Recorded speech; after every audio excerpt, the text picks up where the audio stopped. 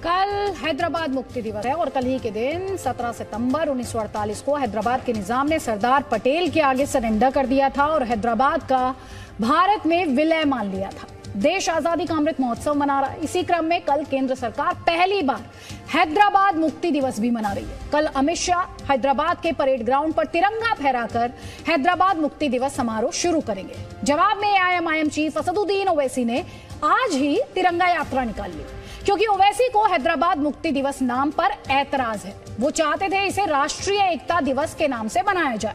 ओवैसी को मुक्ति दिवस नाम में विभाजनकारी राजनीति की बू आती है, लेकिन भाग्यनगर में बीजेपी लीड ना ले ले, इसके लिए आज उन्होंने निजाम की ब्रांडिंग कर दी। उसे देशभक्त और दानवीर तो बताया ही, बल्कि इस मामले में नाथूराम गोडसे की भी एंट्री करा दी। एक बार फिर आपको बताते हैं कि देशहित में हमारी ये बहस किस लिए। हमारी ये बहस जरूरी है क्योंकि हिंदुओं के हत्यारे निजाम का महिमा मंडन किया जा रहा है। ये बहस जरूरी है क्योंकि गोडसे और निजाम के नाम पर नया ध्रुवीकरण किया जा रहा है। ये बहस इसलिए भी जरूरी है क्योंकि हाथों में तो तिरंगा है, लेकिन कहीं ना कहीं इसमें धार्मिक बंटवारे की चाल दिखाई देती है। और ये बहस इसलिए भी आज जरूरी क्योंकि विभाजनकारी निजाम को बचाने की कोशिश इसमें दिखती है। इसमें कोशिश दिखती है गलत इतिहास को सही ठहराने की, और इसीलिए आज ये बहस जरूरी है। इस मामले पर चर्चा करने के लिए कई खास मेहमान हमारे साथ हैं, लेकिन उससे पहले आप असदुद्दीन ओवैसी की हैदराबाद हिस्ट्री सुनिए।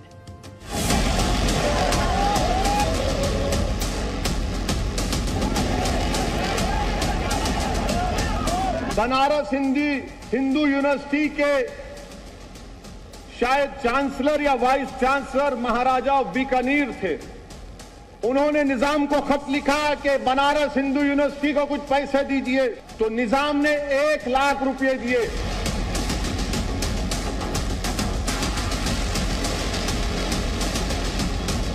गोडसे ने अखंड भारत अमर रहे, वंदे मातरम पढ़ा और कहा, गाना गाया, नमस्ते सदा वत्सले। अब यही नमस्ते सदा वत्सले आरएसएस के लोग अपनी रोज सुबह से शुरू करते।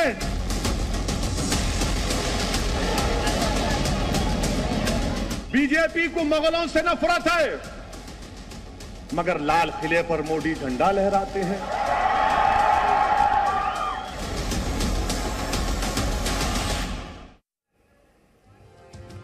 तो आप देख रहे हैं कि किस तरह से असदुद्दीन ओवैसी हैदराबाद के निजाम, जिनका रोल काफी कंट्रोवर्शियल रहा, जिन्हें लेकर तमाम तरह के आरोप लगे, जिन्हें फाइनली सरदार पटेल ने सरेंडर कराया 1 साल 1 महीना 2 दिन बाद वो मजबूर हुए सरेंडर को, और आज भी उनका महिमा मंडन यहां पर किया जा रहा है। थोड़ी देर पहले असदुद्दीन ओवैसी से हमने बात की। 15 सितंबर एक खास दिन बन गया है, खासकर तेलंगाना और हैदराबाद की राजनीति के लिए। बीजेपी ने सबसे पहले लिबरेशन डे मनाने का मन बनाया, अमित शाह का प्रोग्राम यहां आने का, इसके बाद बहुत पुरजोर तरीके से स्कूल इंटीग्रेशन डे से घोषित कर दिया गया। हम देख रहे हैं इसके ऊपर बहुत ज्यादा राजनीति हो रही है। असदुद्दीन ओवैसी जी, ये राजनीति क्यों हो रही है?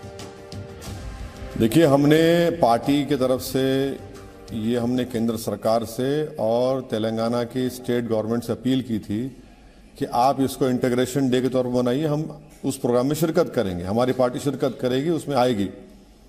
दूसरी बात यह है कि बीजेपी उसको लिबरेशन मानती है। अरे भाई, हैदराबाद भारत के बगैर अधूरा है और भारत हैदराबाद के बगैर अधूरा है।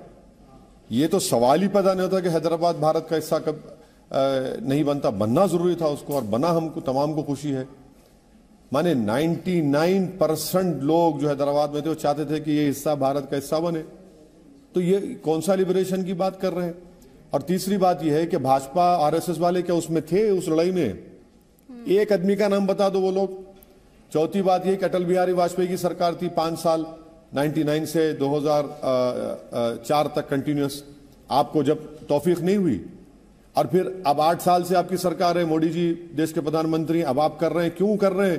क्योंकि आइंदा साल तेलंगाना में विधानसभा के चुनाव है और आपको जमीन नहीं मिली तेलंगाना में। आप तीसरे नंबर के पेड़ पर भी नहीं है बीजेपी तेलंगाना में। इसीलिए इस तरह के प्रोग्राम करके वो नफरत की राजनीति करना चाहते हैं। वो लोगों में नफरत पैदा करना चाहते हैं। अरे भाई, इंटीग्रेशन दिलों को मिलाने का काम होता है। और राजगोपालाचारी ने क्या कहा था? राजगोपालाचारी ने इस दिन के ताल्लुक से कहा था कि इसको आप नेशनल हैप्पी डे, खुशी का दिन मनाइए, हैप्पीनेस डे मनाइए, ताकि इस जमीन पर बसने वाले लोग प्रॉस्परस हों, तरक्की कर सके, और इसीलिए इंटीग्रेशन है। पर बीजेपी तो इस तरह की राजनीति करने की कायल है ना। असदुद्दीन ओवैसी, आप बीजेपी पर नफरत की राजनीति का आरोप लगा रहे हैं। आपने आज एक जलसा भी किया, आपने वहां पर स्पीच भी दी। बीते दिनों से एक चीज देखी जा रही है आपके भाषणों में, आप बार बार निजाम को उसमें लेकर आ रहे हैं। एक तरफ आप निजाम का महिमा मंडन करते दिखाई देते हैं और दूसरी तरफ आप ये भी कहते हैं कि उनसे गलतियां हुई। तो ये यू टर्न को, आपको यू टर्न कैसा नजर आ रहा है बताइए? कोई एक रिकॉर्ड दिखाइए हमने जो यू टर्न लिया है। एमआईएम की जो हिस्ट्री है उसमें कभी बता दीजिए हमने कोई तायीद में या मुखालिफत में कोई यू टर्न की बात की है? हिस्ट्री, जो हिस्टोरिकल फैक्ट है उसको तो मानना पड़ेगा ना आपको। अब जैसा कि आप और आपके कैमरामैन हैं गंडीपेट हिमायत सागर का पानी पीते, वो निजाम ने बनाया, तो क्या बोलेंगे मैं नहीं पीऊंगा पानी उसका? उस्मान ने अस्पताल बनाया, वहां इलाज नहीं कराएंगे क्या जाकर आप? हिस्ट्री है ये। हिस्ट्री ये भी है कि जो भंडाकर इंस्टीट्यूट है पूना में, निजाम ने 1,25,000 रुपए दिए थे, वहां पर महाभारत का ट्रांसलेशन हुआ। हिस्ट्री ये भी है कि बनारस हिंदू यूनिवर्सिटी को निजाम ने 1 लाख रुपए दिए। हिस्ट्री ये भी है कि अजंता के जो पेंटिंग्स थे उसके लिए निजाम ने 20 लाख रुपए दिए और इटली से लोगों को बुलाए। हिस्टोरिकल फैक्ट ये भी है कि निजाम फ्यूडल थे, ऑटोक्राट थे। हिस्टोरिकल फैक्ट ये भी है कि निजाम को चाहिए था कि फाइनल ड्राफ्ट एग्रीमेंट कबूल कर लेते, जिसमें 370 से ज्यादा जो कश्मीर को दिए गए उससे ज्यादा रियायतें दी गई थी। हिस्टोरिकल फैक्ट ये भी है कि ऑपरेशन पोलो या मिलिट्री एक्शन हुआ, जिसके बाद पंडित सुंदरलाल की रिपोर्ट ने कहा कि 40,000 लोगों की हत्या हुई थी। ये हिस्टोरिकल फैक्ट है, इसको कौन डिनाई कर सकता है? हिस्टोरिकल फैक्ट ये भी है कि जिना भी एक फैक्टर थे यहां पर। लॉर्ड माउंटबेटन ने लाहौर जाकर उनसे कहा था कि हैदराबाद, जूनागढ़ और कश्मीर में पब्लिसाइड कराओ। जिना ने निजाम को उल्टा ये मशवरा दिया कि आप शहीद हो जाइए। ये तमाम हिस्टोरिकल फैक्ट है, से कौन भाग सकता है? मगर इंटीग्रेशन तो हुआ ना। ये इंटीग्रेशन जरूरी था और होना, कैसा भी होना चाहिए था, हुआ। नहीं, आप हिस्टोरिकल फैक्ट्स की जब असदुद्दीन ओवैसी साहब बात कर रहे हैं तो वहां पर एक हिस्टोरिकल फैक्ट्स ये भी है कि ये भी दावा किया जाता है कि हजारों की संख्या में हिंदू जो थे वो मारे गए थे, बड़ा नरसंहार हुआ था। और हैदराबाद का विलय भारत में हुआ, ये इसीलिए मुमकिन हो पाया कि सरदार पटेल की भूमिका की बात की जाती है। आपने उनका नाम क्यों नहीं लिया? प्रधानमंत्री कौन थे? नेहरू थे। कौन देख रहा था राजा रजवाड़ों को? वीपी मेनन।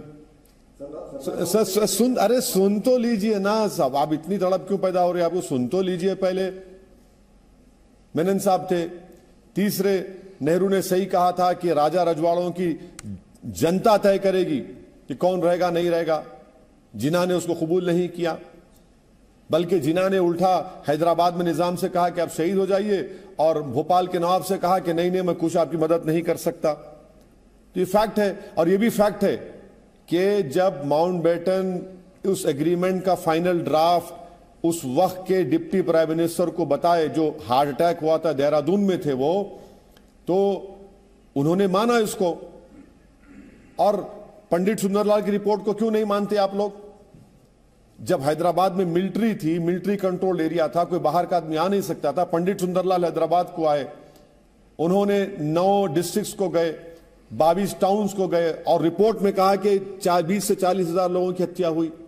इस रिपोर्ट में कहा कि उस वक्त की बौलियों में महिलाओं की लाशें थीं बच्चों के साथ। उन्होंने इस रिपोर्ट में भी कहा कि हिंदुओं ने मुसलमानों को बचाया भी। रिपोर्ट को मानते नहीं है।